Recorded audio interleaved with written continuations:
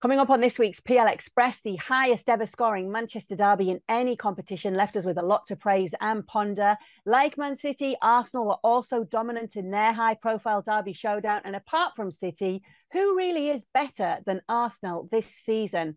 How do Liverpool get out of this funk? And what is it with their first half problems? And Graham Potter's first Premier League game as Chelsea manager ends in victory. We pick out what went right and what more is needed from his Blues side. Janusz is here with me, Kay Murray. As always, we're going to get right into the Manchester derby. It was a demolition from Manchester City. 6-3 it finished. So we're going to start with the victors, Janusz, because I suppose we really should. And I know we'll get onto Haaland as an individual, but the fact that he and Phil Foden both scored hat-tricks in this game, it was Phil Foden's first hat-trick for City, Haaland's third this season. I just wondered what you made of the understanding between those two players in this game. Well, I think it goes to the fundamentals of Manchester City. They all have a great understanding. I mean, I don't think we're surprised. I mean, you're asking me about the understanding between Phil Foden and Erling Haaland. Were we not talking about the great understanding between Haaland and De Bruyne? I mean, De Bruyne himself has eight assists. So I think if you look at that system where all parts are interchangeable, everybody is superb technically and understands their position and their movement in their sleep, right? I mean, Pep Guardiola can wake him up. I mean, look at Mikel Arteta. We'll get on to Arsenal a little bit later, but obviously he's implementing a similar system at Arsenal. So that understanding is not surprising, Kay, in any way. Superb players will find ways to find each other. And before we even go on, you can say, what about Jack Grealish? Remember, I think many have had doubts.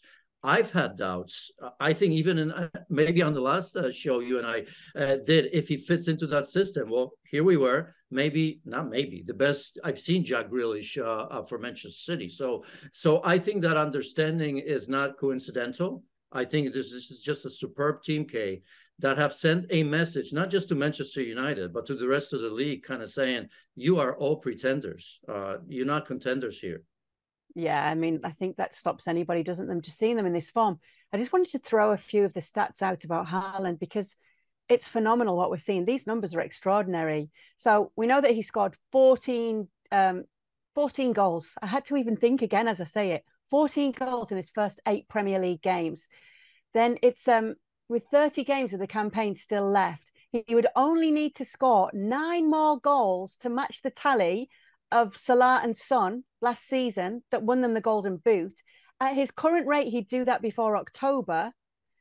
If he was to hit the 32-goal Premier League record, that would fall early in January, and that would be with a 6-week break for the World Cup factored in. By the end of the season, at this rate, he would have scored 71 goals. Now, I'm bringing this up because, and I don't mean to already bring their names into it, but I'm going to. When the players like Cristiano Ronaldo and Lionel Messi were in their finest form, they were redefining how we knew what success was in the game and what best players in the game looked like. And I saw a headline that Erling Haaland is redefining what's possible in the Premier League. And it's hard to say that he isn't right now, Janusz. Yeah, I mean, he's making a mockery of the Premier League. He really is. And obviously, it's not to just simply say that Premier League is not good enough, but we, of course, remember what everybody was saying when he first signed on. It's coming from Bundesliga, Farmers League, all that talk. I think everybody deep down, you and I and the pundits knew that it's not as simple as that. You still have to do it. But yeah, there are a couple of players that are just so above everybody else that we shouldn't be surprised. I mean, you look at Lewandowski, right? Coming over from Bundesliga, going to Barcelona, scoring at will in every game. No adjustment needed. The best of the best, just know. And I saw a number of interviews from Erling Haaland. And look, we often don't want to talk about the physicality of the player because in a way, it seems that we don't look at his intelligence. But you combine the both here, right? I mean, obviously predatory when it comes to scoring goals. We all knew that. If you do it in Bundesliga, Dortmund, and by the way, he did that not just in Bundesliga, but in the Champions League as well. So that argument went out the window already, either with Haaland or Lewandowski or some of the best players moving on. But the physicality of it suits him in this league, is above almost anybody, if not anybody in this league as well. And he was talking in interviews, it's about timing. He understands the timing. He knows when to go. And if he doesn't go, he's got players that will force him to make a move. Because we sometimes look at a player and say, look, oh my God, look at the way he's arrived in that place. But you know what? De Bruyne will force him to get places, because if a striker doesn't go, sometimes there's a way for a player on the ball to say, I'm playing there and you better get there. And when the two are on the same page, it's almost unstoppable. So, I mean, here we are. We're going to continue to do that. On the first show ever, you asked me if he can score 40 goals, and I thought you were crazy. Not that I didn't think he's not capable of, I mean, he doesn't, but, you know, here we are, Kay, and who knows? I mean, he may be arriving at those levels. Oh, and by the way, some worried, who's going to replace Sterling's goals? Who's going to replace Gabriel Jesus in a way? Because he contributed as well. And look how well he's playing at Arsenal. Well, there's your answer. Yeah, I know. I suppose it's about staying fit and healthy, right? Because when you're seeing figures like this, that's probably the biggest concern, is making sure that he stays fit and healthy. But I see the figures and I still can't quite believe it. 17 goals in 11 games overall already this season. Absolutely incredible. And yeah, you're talking about Kevin De Bruyne, just up there with the assists as well. Incredible stuff from them. Incredible from Man City. If that was a masterclass, it was a disaster class for Manchester United, it is fair to say. And I know you were keen, Janusz, to discuss Ten Hag's choices before and after the game. Manchester United named the same 11 that beat Arsenal almost a month ago. Marcus Rashford fits again to come into this game. Anthony in attack, Cristiano Ronaldo and Casemiro on the bench. So let's first talk about his choices before the game. Well, I think, you know, everybody said about the Arsenal game. I think what he's made a mistake is that instead of looking at the Arsenal game, he should have looked at the Liverpool game.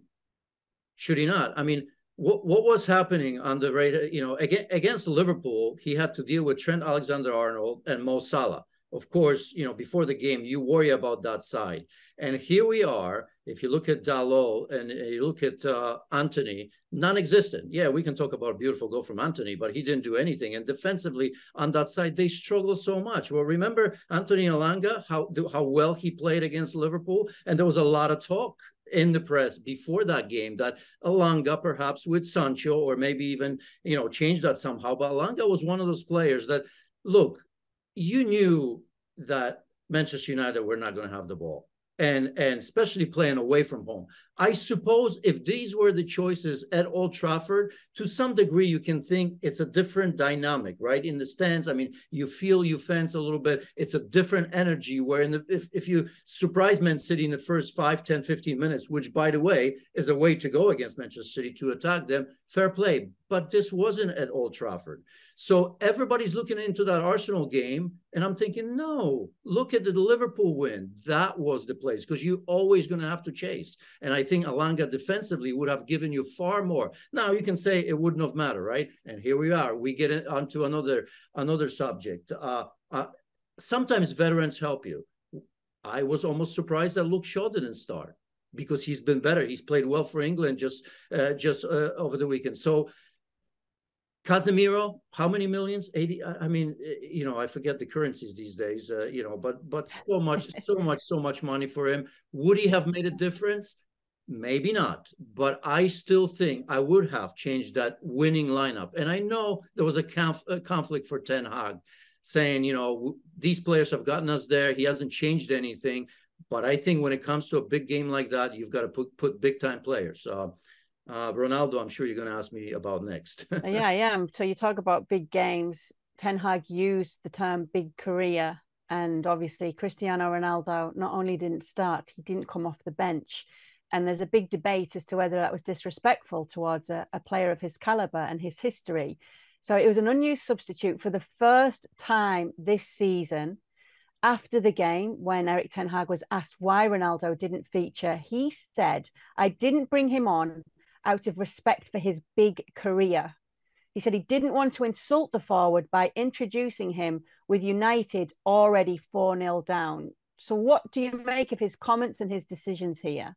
Well, when you read that at first, as a former player, you say, yeah, fair play, because there's some truth to that. If this was just the only intention he had, and I'm going to read into his mind, I don't know, of course, but yes, in a game like this, you don't want to bring a player where you know nothing's going to change. but I don't buy, ultimately I don't buy it. However, I will stand by Ten Hag and some of the narrative I've said, because you know what? And I've seen some important figures, talking about Cristiano Ronaldo, that he should have shown him more respect. He should have played him from the start, or look, bottom line for me is Ten Hag does not owe anything to Cristiano Ronaldo. Zero, zilch. Here's a player who was doing absolutely everything to leave Manchester United in the offseason. Didn't want to be there. I think we all know it.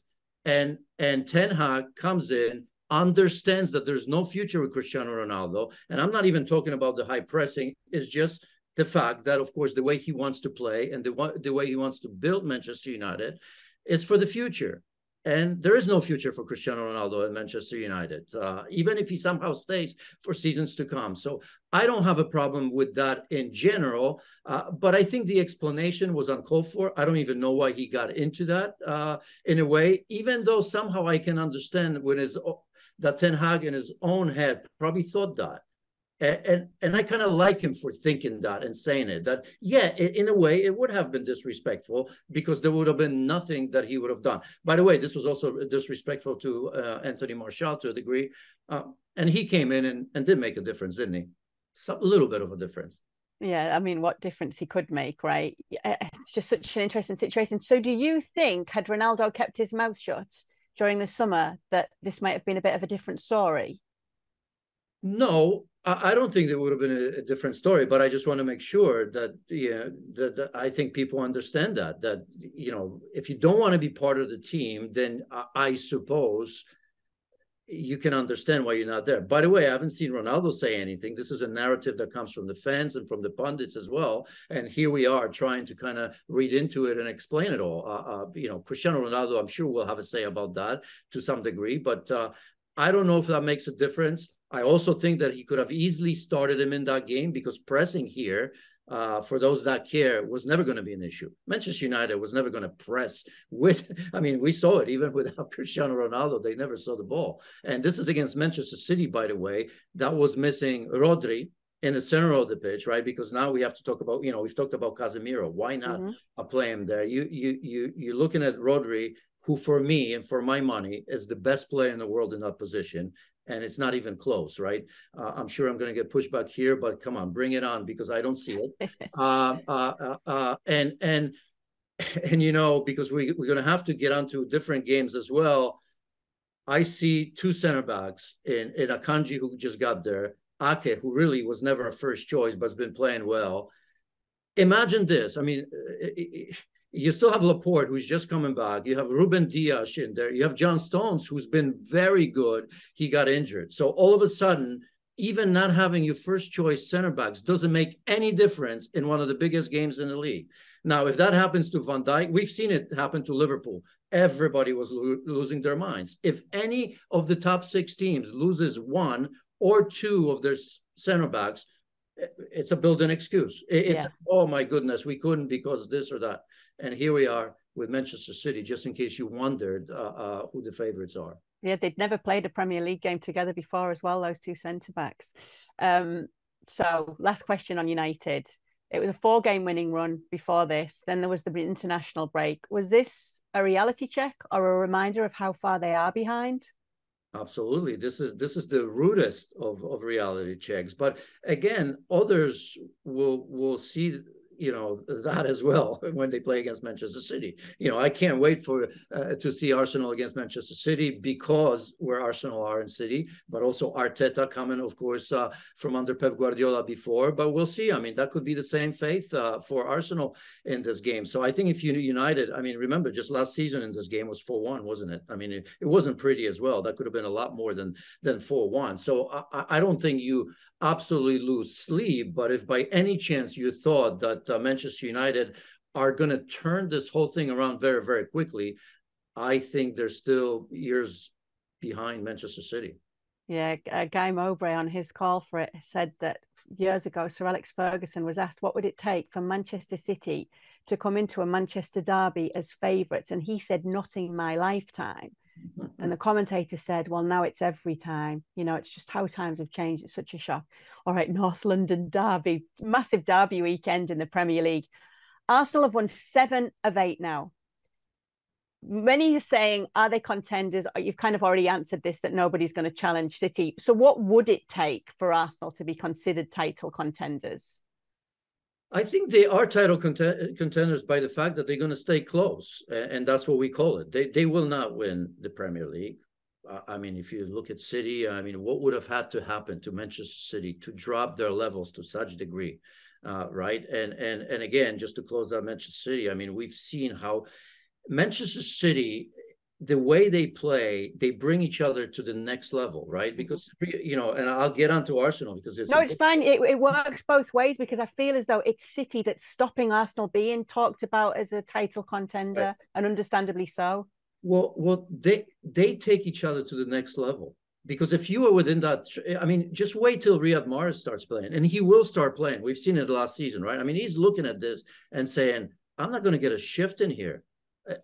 I'm just not. So when he does, and he does play, it's going to be another one where he's going to feel that he has to perform 3, 4, 5 games in a row. And by the way, Pep Guardiola will give him those chances. We've seen it. He's going to bring somebody down a peg. Just a matter of time. He's done it to everybody, even when Manchester City play at their best.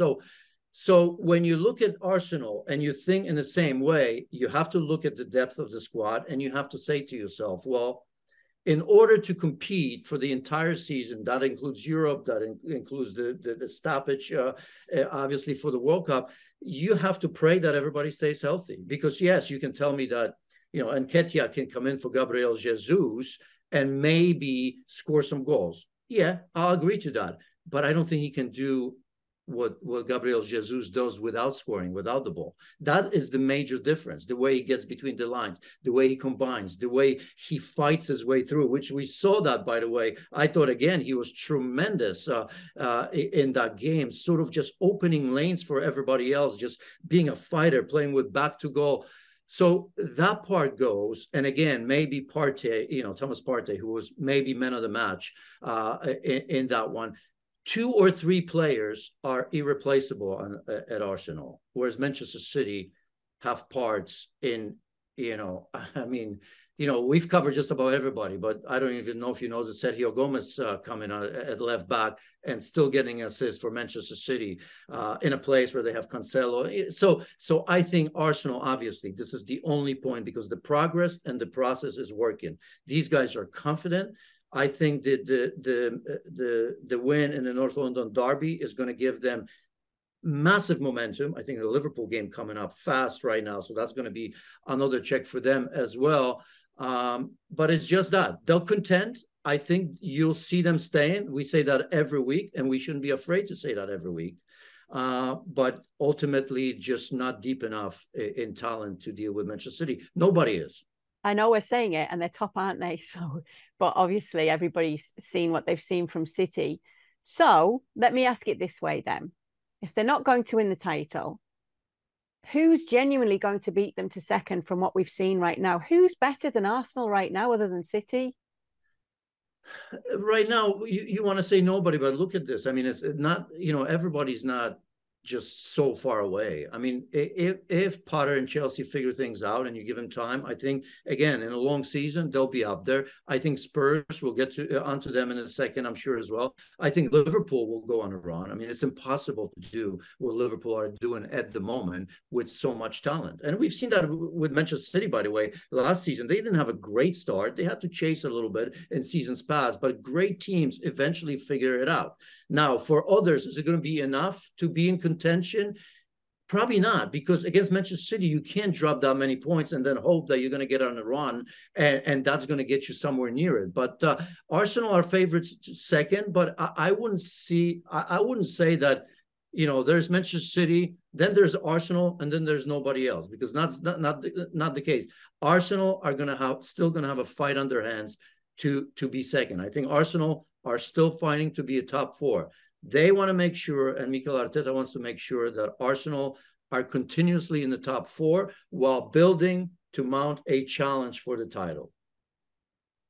All right, so let's talk about Spurs then, shall we? Does Conte need to be more adaptable, or was the loss down to the errors that we saw from them? I think he absolutely does. Now, we know Antonio Conte, and you'll probably say otherwise, or maybe he'll say the right things and continue to play the way he's always played. But it's not even a question of plan B, because I was thinking of plan B. Antonio Conte is not all of a sudden going to change the way he plays. But what I think he can change is the trust he has for his players.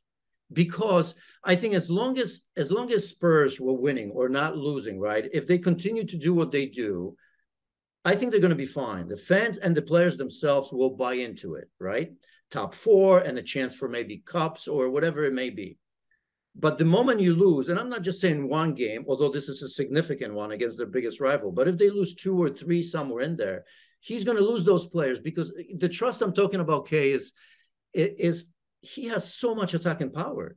These players are going to say, well, allow us to play to our strengths. I mean, you have Richarlison. We've seen already, and especially if you watch the international break, a couple goals, 2 or 3 goals there, tremendous. He's been very, very good for Spurs now.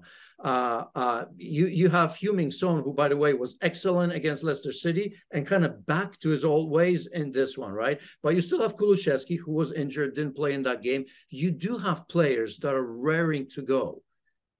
Part of them remembers Mauricio Pochettino. They remember, why just sit back and counter? Why can't we press a little bit? Why can't we just show how good we are? So I think when you talk about Antonio Conte, and does he need to change? That's what I think. It's the mentality and kind of understanding of his players to say, you know what? Yeah, they have a lot of strengths. Why am I holding them back? So that would be something that I wonder if Harry Kane and Son, Kulusevski and Richarlison kind of think that in the back of their heads while being afraid to talk to the gaffer.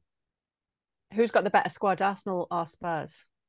I think they're fairly even. I really do. It's just a totally opposite way of playing, and we will see which one prevails. And we know, I think, that in Premier League, with the high tempo, intensity, and energy, I think you have to play. You have to play more often than be pragmatic. So that's where Antonio Conte is going to have to think a little bit about. All right. Chelsea picking up a narrow win against Crystal Palace, thanks to Palace loanee Conor Gallagher at the death. What did you make of Potter's Premier League debut? What did you notice that worked, and what did you notice that didn't work right away? And what are the positive signs that you saw? It's hard. I still think they look a little bit like strangers. I've used that in the very beginning. I've used that with Tuchel, and you know, if you look at Potter, I mean, the system was similar to Tuchel. However you read that, it was again 2-2, 4-1, because we can't forget about the goalkeeper. 1-4-2, 2-2.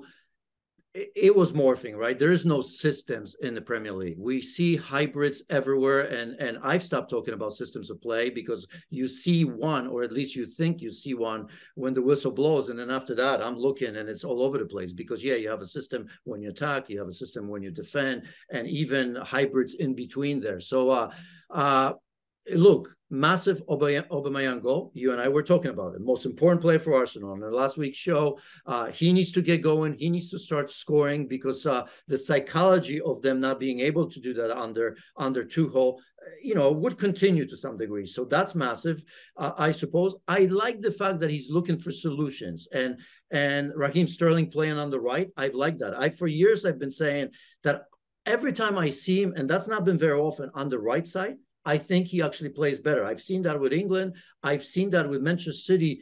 And I've seen that with Liverpool. I think I'm reaching really back, but I really like him more on the right than I like him on the left. I understand why on the left, because he comes in on his right foot. But anyway, so I like that. I like the fact that Havertz is being brought a little bit deeper, because ultimately that's his position. So I think, a lot of positives there. But I think you and I have said last week that Chelsea need a win. And Potter needed a win. It doesn't matter how. They just need a couple of extra days of quiet, couple of days where we're not going to talk about Potter. Is he experienced enough to play? I know the games are going to be coming thick and fast, obviously Champions League and big games coming up, although their schedule right now, I think there are 2 or 3 games coming up where you feel that Chelsea can go on a run a little bit. So the win, and Conor Gallagher scoring against his old team very, very late, Christian Pulisic, I'm not going to make too much out of it. I know on this side of the pond, it's a massive thing, but why not look at that as a positive? I mean, okay, he came in for 10 minutes. he sort of had an assist, let's be honest. I like his penetrating, Yeah. but Conor Gallagher had so much to do there, and he did it so brilliantly before he even took that shot, that I'm not going to make this about Christian Pulisic, but why not? I mean, that will give him some confidence coming in and contributing in a 90-plus win. So that's where we stop. And it could have gone sideways because Thiago Silva, although he was wonderful in the game, we can talk about the penalty, I suppose. Or, I mean, not penalty, but should be sent off. Should he have been sent off? Obviously, because he wasn't on the assist for Aubameyang's goal. Should he have been sent off? I understand the laws. Look, think about that. First of all, it's football, not handball. I mean, twice he went with his hand to stop the play. So think about that. He himself knew that this was a very good goal-scoring opportunity. He knew it. Otherwise, he's not doing it. I mean, he grabbed it first with his hand, and he went after it again to make sure that he stops, right? Look, we struggle with this because we're not supposed to look into intent. Say a penalty or handball in a penalty area. We should not judge the intent because we don't know it. Well, ironically, look at the intent. I mean, the intent was to stop the play, and Thiago Silva knew he was the last man, and he felt that, you know what, if I don't stop it this way, this is a chance for the opposition to score. And, if that's not in the laws of the game, because I understand distance is part of it as well, then they should change that, because this is an intentional handball that shouldn't have a place in our game. And so I get it why he wasn't, because now I'm made to look at the laws of the game, and it's still very gray, because how do I know that Jordan Ayew wasn't going to be able to go one-on-one with the goalkeepers? How do we know that? We don't know that. But yet we're being told that, no, that was too far. No, that player can't do it. No, Reece James is going to surely catch up with him. We don't know these things, right? So I think at the end of the day, I get the laws of the game, but this to me should have been a red card and a sending off if I was writing the rules. And even though I don't, I think even Graham Potter kind of said that, yeah, it's a 50-50, right? There you have it. One more little nod, just as we were talking about positives. I suppose the fact we were talking about Pulisic and Conor Gallagher gives a nod to the coach that he got his subs right, because we're quick to call a manager when they don't. So could we say that at a push? I think we should, even if, sometimes it's luck, right? I mean, managers are the first to admit, because journalists often go into, oh yeah, he got his substitutions right. Well, listen, I mean, you're supposed to get your substitutions right. When you bring in a player, you're hoping that he's going to change a game. If you need a goal, you hope that they contribute in that. If you bring a defender, you hope that he's going to help to shut the door and carry the result that you have at the moment. So, but yeah, why take it away from him? These two players came in and made a significant difference. And Conor Gallagher against his whole team, obviously probably extra motivated to some degree, but you can see how Conor Gallagher is going to be an important part for Potter, because when you think about Brighton and the way they played under him and continue to play, that's a robust midfield. And he played a little bit higher as well. I'm thinking of a McAllister for Brighton or Pascal Gross maybe. And I look at Conor Gallagher. Yeah, I think this is going to give him a chances, and he may play more. So absolutely, credit to Potter, credit to Conor Gallagher and Christian Pulisic, right? I mean, why would we take it away from them? Okay, well, seeing as though you mentioned Brighton, they had a 3-3 draw with Liverpool. That's who I want to talk about. Klopp said that this is something that they've got to fight through, this form that we're seeing from them, or lack of form. Is it that, or is it deeper than that? I think it's, I've always said it, a softer spot here for me to some degree, that it has been, because, you've given the stats early. You may have to remind me how many goals they've conceded, early. And it's not just, it's not just the number of goals there, but I remember of all those goals that they've conceded, I think there's like 5 or 6 where they go behind in the first 5 minutes of it. Never mind, right. They concede consistently for a number of games now. So that goes to lack of intensity, and that also goes to. But let me throw in, just because you mentioned it, because that's where I was going to go with it. But obviously, we've got the Kevin De Bruyne or Haaland understanding here, Janusz. Our producer's been putting the work in. He said Liverpool has not come back to win at Anfield after trailing by multiple goals in any competition since 2016. So you wonder if they've forgotten how to actually start football matches. I always think that it's it's psychological. This is down to Jurgen Klopp. He's got to find a way, because the one thing you have as a manager is the last few minutes before players go on the pitch. After that is players' games, and obviously somebody's going to pay for that. The consequences are going to be there. But this is a time. If I look at a manager, Jurgen Klopp, and how many times have we been here singing his praises? When it doesn't work, you have to point that out, right? Because remember, they are no longer the mentality monsters. He was talking about the mentality, coming back late in the games, putting pressure. Remember, what was Liverpool the best at? They basically often decided the matches in the first 5, 10, 15 minutes of the game. If you couldn't in those games deal with the pressure of Liverpool, it was done and dusted after 15 minutes for the most part. And if you somehow found a way back in the game, well, Liverpool was there for you as well as those mentality monsters in the last 5, 6 minutes or stoppage time. That's not happening. That means that maybe the intensity is not there. Maybe psychologically, these players are burned out somehow. I know people laugh when we say that, but we've seen that from teams. And I'm not going to sit here and say that cycle has ended, but part of the cycle has ended. He's got to find a way to get these players to understand is like, look, you want to be like Manchester City? Every year, nothing changes. Yes, they get players like Haaland, yeah, but they somehow don't change the mentality of treating every game like it was a final. And that's not what's happening. So I think Jurgen Klopp has to take the responsibility for that, because I'm sure he's talked to the players, and it's not getting through them. It really isn't. You can't have Brighton coming into Anfield, early lead, but remember, I mean, there was a couple, like 3 chances before they even score, or after the first goal, where they, it could have been 3, 4, 5-0. Well, maybe 5-0. I'm going too far, but could have been done and dusted way before that. So I think there is a real issue here in Jurgen Klopp getting to his team in terms of psychology more so than talent. The talent's there, and you will see them putting that run together. But right now, come on, let's be honest. When you look at Liverpool, and I know they've come back from bigger deficits in the past. They had games in hands, which they don't really now, not in a manner like they did before. But you'd be hard-pressed to convince me right now that Liverpool has a chance of winning the title. I know it's early. I know Liverpool and how talented they are. They'll come back. But it feels right now like a lost season when it comes to the title already. All right, quick pointers from our Any Other Business, and we'll do this quickly to sail through them, because we've got a question as well from one of our listeners, one of our viewers.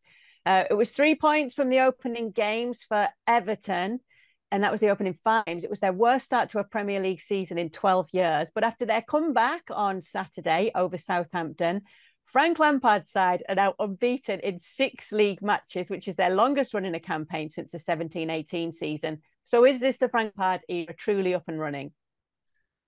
It seems to be that way. Great for him. I've been critical of them early. I think, I probably shouldn't even admit that. Why give people a fuel? But, I've had them dropping. I've had them relegated in our fantasy, leagues and all that.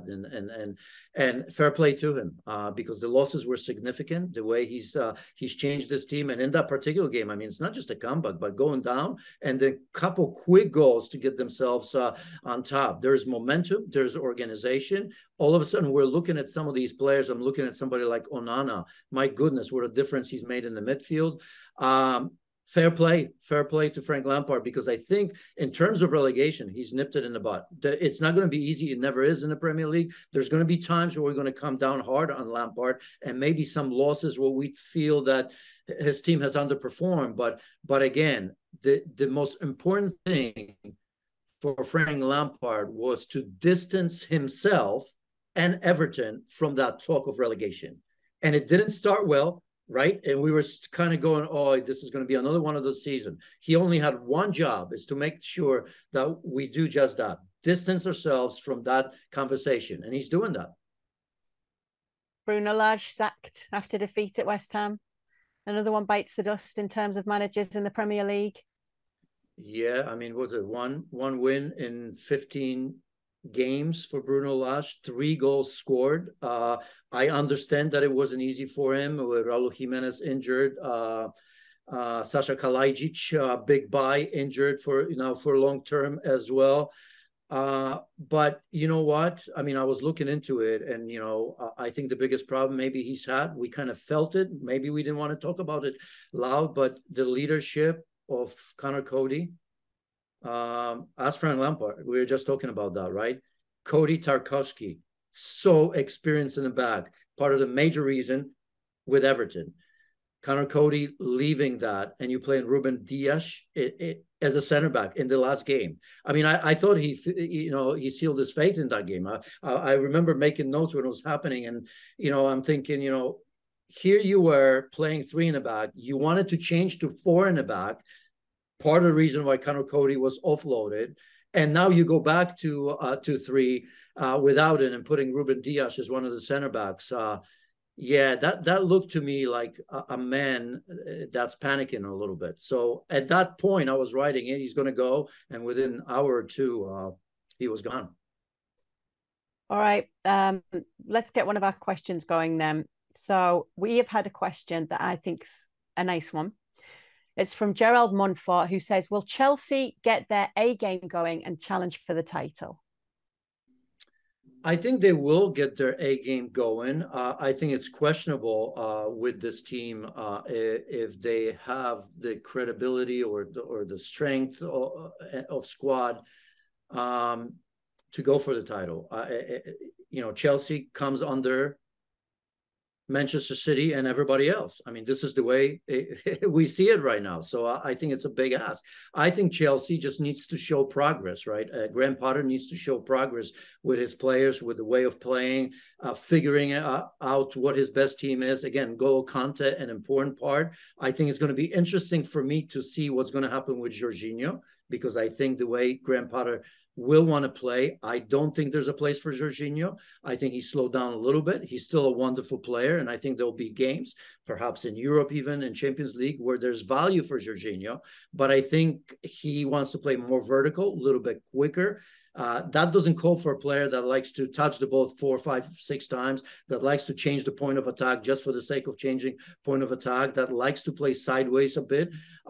So I think once he figures this out, once he gives Aubameyang more time, once he gets Mason Mount going and some of the other players, I think he'll be fine. Defensively, still some issues. So I think it's going to take 3 or 4 or 5 or 6 games for him to really get his arms around and find his starting 11, by which point, of course, probably there'll be no chance for that. But I think Chelsea will be in the top 4 and will be challenging Liverpool's, Arsenal, Spurs, and everybody else. They'll be in the fight until the last game. And by the way, just before we go, you kept calling Ruben Neves Ruben Dias. He probably wishes he did have Ruben Dias in that back line. I apologize, Ruben Neves, of course. My apologies. It's an easy mistake. It's an easy mistake. Janusz, it's been a pleasure as always. I look forward to doing it again next week. Thank you, Kay. Thank you very much for watching ESPN FC on YouTube. For more highlights, analysis and exclusive content, be sure to subscribe.